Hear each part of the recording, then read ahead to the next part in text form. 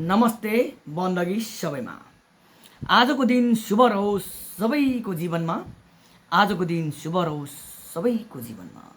म तपाईहरुकै शुभचिन्तक टंक राजवंशी आज पुनः उपस्थित भइसकेको छु तपाईहरुकै युट्युब च्यानल अनुभव एन्ड अनुभूतिमा।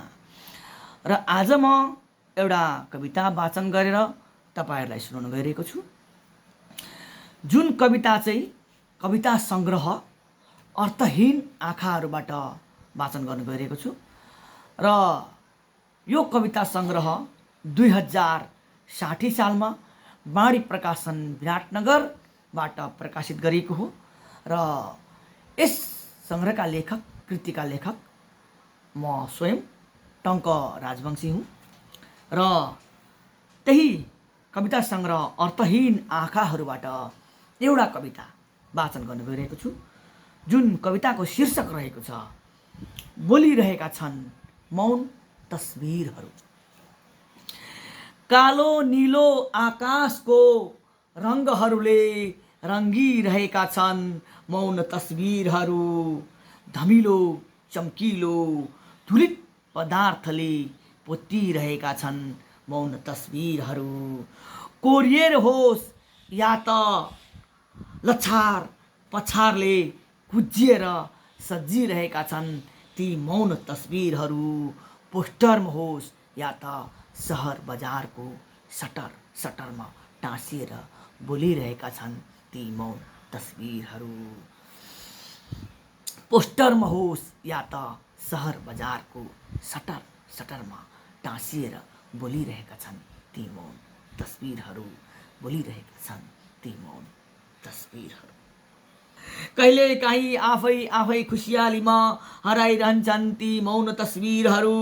कहिले कोलाहलमा खुसियाली खोसिदा स्तब्ध रोइदिन्छन् ती मौन तस्बिरहरू। मुखै नखोली बोलिरहेका हुन्छन् ती मौन तस्बिरहरू।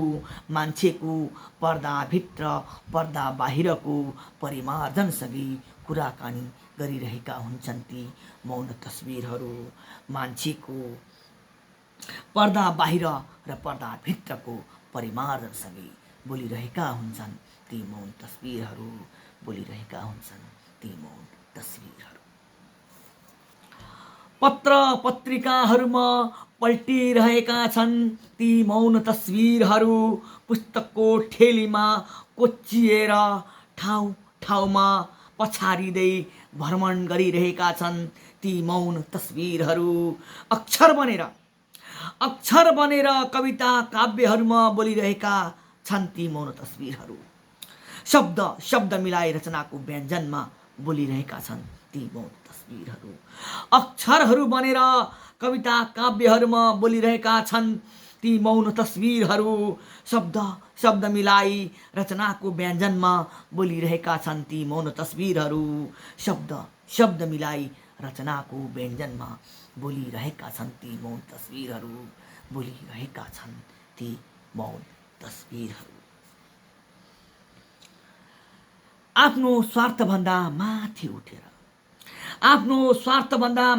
उठेर अरूकै निमित्त छापिरहेका छन् धेरै मौन तस्बिरहरू।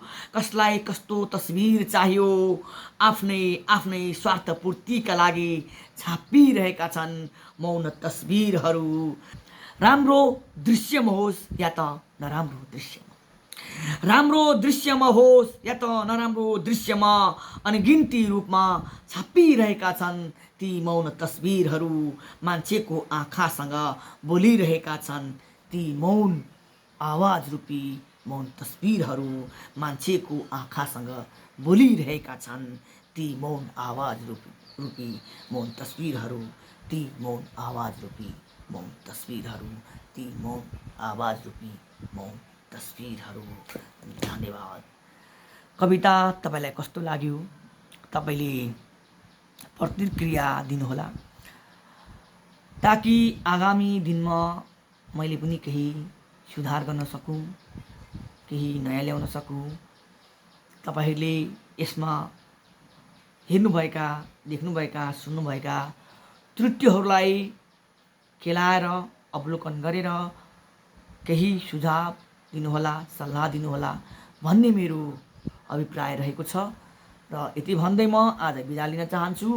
पुनः म अर्को दिन अर्को कविता लिएर आउने बाचा सहित आजलाई बिदा माग्न चाहन्छु। जय साहित्य, जय नेपाल।